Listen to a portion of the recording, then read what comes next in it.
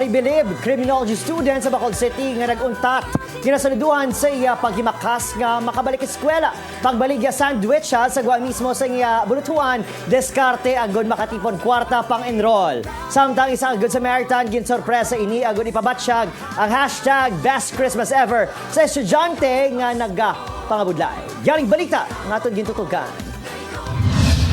Actually, may nag-stop ko sa last year, second sem, kay tungkol sa financial problem, kag sa foreign problem.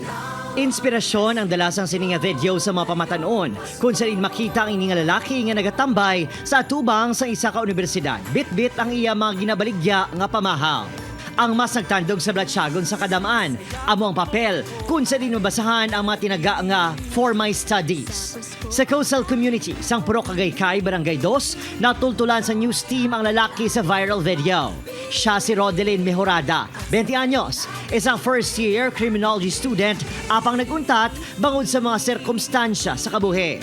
Nagabaka-baka ini sa pagbaligya sang sandwich nga siya mismo ang nagaobra. Kag, diri sa iya anay bulutuan nagapwesto, agud makatipon sang kwarta nga inog pa-enroll. Gusto naman niya matindog kami para sa amon niya kagulingon. Nga maninguwa, iti besaraw. Ikatato ini sa 7 ka mga mag-ululutod. Bata pa lang, namata na sini ang ilang sitwasyon sa informal settler community. Kag sa tunga sa madamo nga pagtilaw, bit-bit sini ang moto nga masami, ginaliwat-liwat sang iya nga iloy. Ang tawo nga tamaran, gakagutman, maninguwa, hindi magsali. Ato nasaksihan ang paghimakas si Rodelyn halin sa pagganyat sa mga estudyante, tubtob sa pag-ayo nga makasulod sa mga opisina, pagpatial sa init sa dalan, todo ang iya pagpangingkamot. Pagkatapos sa malawig nga adlaw sa pagbaligya, naghapit ini sa cashier sa bulutuan agud hibaloon kun pila pa ang iya outstanding balance o kun balayran. Ginsuma man sini kung pila pang kinahanglan sini taklaron para makapa-enroll sa maabot nga Enero. Ginbidyoan sa namon para mabubuligan sa namon damo-damo makakuan in social media, sir. Abisari nga daw mahina gid ang iya pagbaligya.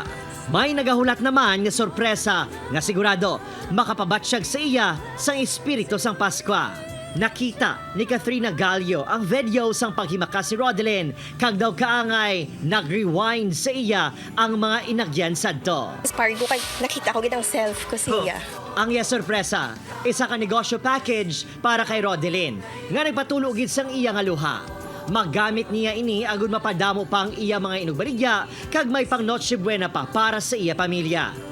Wait, there's more. May bonus pa. Kay ang iya mga baligya nga sandwich ang ginkompra na lang ni Kat. Kagin panghatag, pamatuod nga buhi ang espiritu sang Paskwa sa Bacolod City. Gani si Rodelyn, todo ang pagpasalamat kay Kat. Tigag itaong ang ibang students nga ga-uniform, ga sulod sa eskwelahan para mag-eskwela. Kung wala lang, kung nagpuntat ka, naglaya sa ila. Sila ni mama, sa sumunta ng eskwela pa ko. Ginpalabot man sa GMA Regional TV ang istorya sa universidad sa paglaom ng hamatagan ini sang assistants nga makatapos. Ang istorya ni Rodelyn ang refleksyon sang paghimakas sang madamo nga pamatanon nga makatapos sa pag-eskwela. Samtang si Kath naman, refleksyon sang madamo nga Pilipino nga handa magtabang sa isig kapareho.